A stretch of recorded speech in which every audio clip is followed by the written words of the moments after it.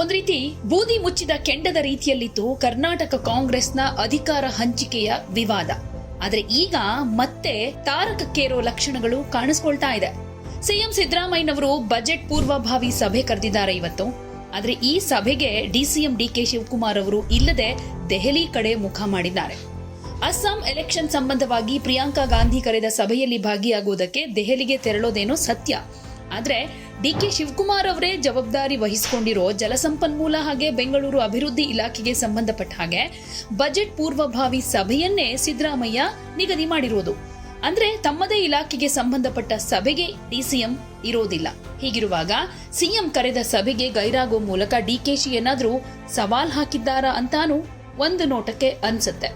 ಅಥವಾ CM budget ಮಂಡನೆಗೆ ಏನಾದ್ರೂ ಬೇಸರವಾಗಿದ್ಯಾ ಅನ್ನೋ ಚರ್ಚೆ ಈಗ ರಾಜಕೀಯ ವಲಯದಲ್ಲಿ ಜೋರಾಗಿ ನಡೀತಾ ಇದೆ.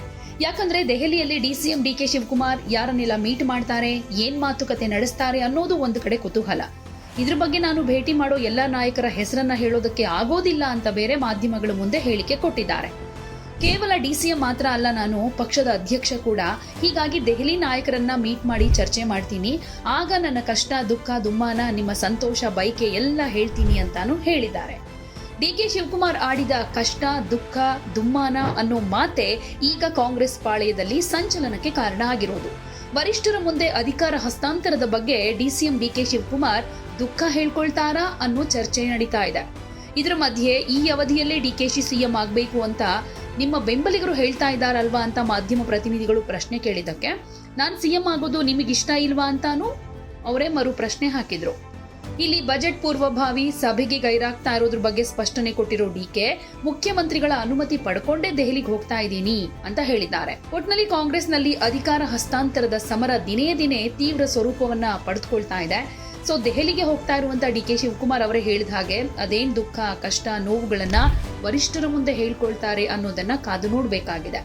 ಇದರ ಮಧ್ಯೆ ಯತೀಂದ್ರ ಅವರು ಹಚ್ಚಿದ ಕಿಚ್ಚು ಈಗ ಡಿಕೆ ನೆಮ್ಮದಿಯನ್ನ ಕೆಡಿಸಿದೆ ಅಂತಾನು ಹೇಳಲಾಗ್ತಾ ಇದೆ. ಹಾಗೇನೆ ಡಿಕೆ ಬೆಂಬಲಿಗರೆಲ್ಲರೂ ಕೂಡ ಒಂದ್ ರೀತಿ ಕೆಂಡ ಕಾರ್ತಾ ಇದ್ದಾರೆ.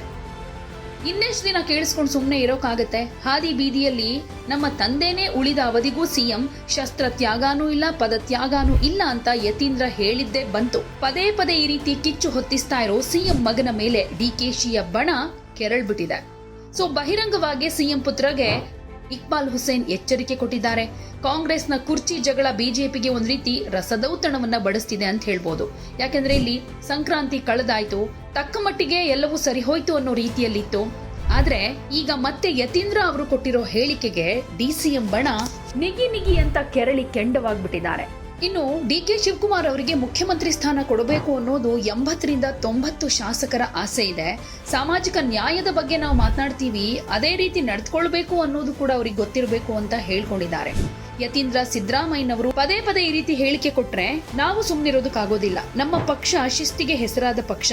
ತಂದೆ ಪರವಾಗಿ ಈ ರೀತಿ ಪದೇ ಪದೇ ಮಾತನಾಡೋದು ಸರಿಯಲ್ಲ. ಇತರ ನಾಯಕರು ಮಾತನಾಡಿದ್ರೆ ಒಂದು ಅರ್ಥ ಇರುತ್ತೆ, ಆದ್ರೆ ಈ ರೀತಿ ಹೇಳಿಕೆಗಳಿಂದ ಶಾಸಕರನ್ನ ಪ್ರಚೋದಿಸಬಾರದು ಅಂತ ಎಚ್ಚರಿಕೆ ಕೂಡ ಕೊಟ್ಟಿದ್ದಾರೆ. ಇತ್ತ ಪಂಚರಾಜ್ಯಗಳ ಚುನಾವಣಾ ಅಗ್ನಿ ಪರೀಕ್ಷೆ ಬೇರೆ ಇದೆ. ಸಿಎಂ ಚೇಂಜ್ ವಿಚಾರ ಒಂದ್ ರೀತಿ ಈಗ ಹೈಕಮಾಂಡ್ಗೆ ಧರ್ಮ ಸಂಕಟ ತಂದಿಟ್ಟಿರೋದು ಅಷ್ಟೇ ಸತ್ಯ. ಅಹಿಂದ ಮತಗಳ ಮಷೀನ್ ಸಿದ್ದರಾಮಯ್ಯನವರಿಂದ ಬಲವಂತವಾಗಿ ಅಧಿಕಾರ ಕಿತ್ಕೊಳ್ಳೋ ಧೈರ್ಯವನ್ನ ತೋರಿಸೋದಕ್ಕಾಗೋದಿಲ್ಲ. ಇತ್ತ ಡಿಸಿಎಂ ಡಿಕೆ ಶಿವಕುಮಾರ್ಗೂ ಒಂದಷ್ಟು ಮೆಚೂರಿಟಿ ಬಂದ ಹಾಗೇನೆ ಕಾಣಿಸುತ್ತೆ. ಯಾಕೆಂದ್ರೆ ಈಗ ಡಿಕೆ ಶಿವಕುಮಾರ್ ಒಂದ್ ರೀತಿ ಪಳಗಿದ ರಾಜಕಾರಣಿ ರೀತಿ ಕೆಲಸ ಮಾಡ್ತಿದ್ದಾರೆ. ಏನೇ ಹೇಳಿಕೆಗಳನ್ನ ಕೊಟ್ಟರು ಕೂಡ ಅಳೆದು ತೂಗಿ ಪ್ರಬುದ್ಧತೆಯಿಂದ ಒಂದಷ್ಟು ಹೇಳಿಕೆಗಳನ್ನ ಕೊಡ್ತಾರೆ. ಹೀಗಿರುವಾಗ ಶಾಸಕರ ಬೆಂಬಲ ಅಂತ ಬಂದ್ರೂನು ಮುಂದಿನ ಕಾಂಗ್ರೆಸ್ ಪಕ್ಷದ ಭವಿಷ್ಯದ ವಿಚಾರವಾಗಿ ಯೋಚನೆ ಮಾಡಿದ್ರೆ ಆತುರಕ್ಕೆಂತೂ ಬೀಳೋದಿಲ್ಲ ಡಿಕೆ ಶಿವಕುಮಾರ್. ಆದ್ರೆ ಹೈಕಮಾಂಡ್ ಯಾವ ರೀತಿ ಈ ಸಿಚುವೇಶನ್ ಅನ್ನ ನಿಭಾಯಿಸುತ್ತೆ ಕಾದು ನೋಡಬೇಕು. Subscribe to One India and never miss an update. Download the One India app now.